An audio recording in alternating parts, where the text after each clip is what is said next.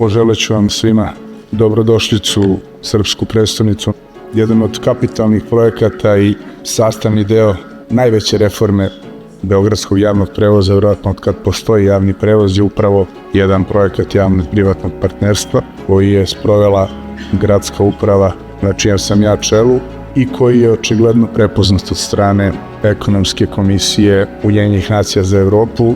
Od 61 projekta u svetu, naš projekat javnog privatnog partnerstva je ušao u finalnu fazu i u najuži krug 5 najvažnijih svetskih projekata u društvu Sjedinjenih Američkih Država, Senegala, Brazila i Uzbekistana, što nas dovodi u praktičnu situaciju da smo najbolji evropski projekat. To je velika stvar za grad Beograd, velika stvar i za državu Srbiju.